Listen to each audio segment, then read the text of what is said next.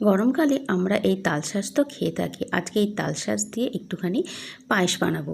তার জন্য এখানে গোবিন্দভোগ চালকে 2 টেবিল চামচ গোবিন্দভোগ চালকে ভিজিয়ে রেখেছি। এবার এই তালশাঁসটাকে ভালো করে বার করে নেব। তালশাঁস খেতে সবাই ভালো লাগে, কম বেশি পছন্দ করে। তো এই তালশাঁস দিয়ে আজকে পায়েসের রেসিপি আপনাদের সাথে শেয়ার করব।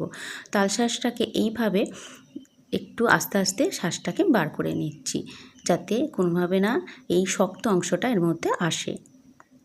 তো তালশাঁসটাকে এইভাবে বার করা হয়ে গেলে এবার এটাকে ছোট ছোট টুকরো টুকরো করে পিস পিস করে কেটে নেব। তো তালশাঁস আমার বার করা হয়ে গেছে। এবার এর থেকে যে একটু বড় বড় যেগুলো আছে সেগুলো এই রকম একদম ছোট ছোট মিহি করে কুচিয়ে নিচ্ছি, রান্নার সুবিধার জন্য যতটা সম্ভব সেইভাবে এইভাবে করে নিচ্ছি। এভাবে করা হয়ে গেলে এবার এই তালশাঁসটাকে নিয়ে নেব একটা প্যানের মধ্যে। তালশাঁসটা কুচোনো হয়ে গেছে। এবার একটা প্যানের মধ্যে তালশাঁসটা দিয়ে দিচ্ছি, আর দিয়ে দিচ্ছি পরিমাণ মতো চিনি। যেহেতু তালশাঁস মিষ্টি হয় তাই অল্প 2 টেবিল চামচের মতো চিনি দিয়ে এটাকে একটু নেড়ে নিচ্ছি। একটু নাড়া হয়ে গেলে 5 মিনিটের মতো এটা হয়ে গেছে। এবার এটাকে আমি সরিয়ে নেব। সরানো হয়ে গেলে কড়াইতে দিয়ে দিয়েছি দুধ। এখানে 500 গ্রামের মতো দুধ আমি দিয়ে দিচ্ছি। দুধটাকে দিয়ে ভালো করে ফুটিয়ে ঘন করে নেব। ঘন হয়ে গেলে এবার যে চালটা ভিজিয়ে রেখেছিলাম গোবিন্দভোগ চালটা, সেটা আমি একটু বেটে নিয়েছিলাম মিক্সির মধ্যে।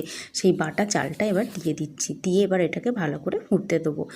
ভালো মতো ফুটে উঠলে দিয়ে দেবো এখানে মিছরি। আমি এখানে মিছরি দিচ্ছি, আপনারা চিনিও দিতে পারেন। এখানে 100 গ্রামের মতো একটু মিছরি দিচ্ছি। মিছরিটা দিয়ে ভালো করে ফুটিয়ে নিচ্ছি।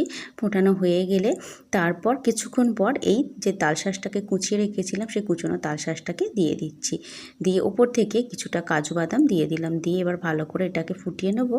ফোটানো হয়ে গেলে এটা একদম ঘন হয়ে গেছে কিন্তু। এবার এটাকে এবার একটু ঠান্ডা করব, তার জন্য এটাকে রেখে দিচ্ছি। এটা একদম কিন্তু ঠান্ডা হয়ে গেছে, রুম টেম্পারেচারে রেখে দিয়েছিলাম। দেখতেই পাচ্ছেন জমে গেছে কীরকম। এবার বাটির মধ্যে এগুলোকে তুলে নিয়ে এবার ফ্রিজের মধ্যে রেখে দেবো।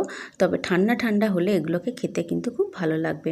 তো দুটো বাটির মধ্যে এটাকে তুলে নিচ্ছি। তুলে নিয়ে ওপর থেকে এটুকু ডেকোরেশন করে দেবো কিছুটা তালশাঁসের কুচি কাজু বাদাম দিয়ে। ফ্রিজের মধ্যে রেখে দেবো। রেখে দিলে ঠান্ডা ঠান্ডা এটা খেতে কিন্তু দারুণ লাগবে। তো তালশাঁস তো অনেকে অনেকভাবে খায়, বেশিরভাগ কাঁচা অবস্থায়। তো এইভাবে পায়েস রান্না করে খেয়ে দেখবেন, রেসিপিটা ভালো লাগবে। চ্যানেলটা সাবস্ক্রাইব করুন।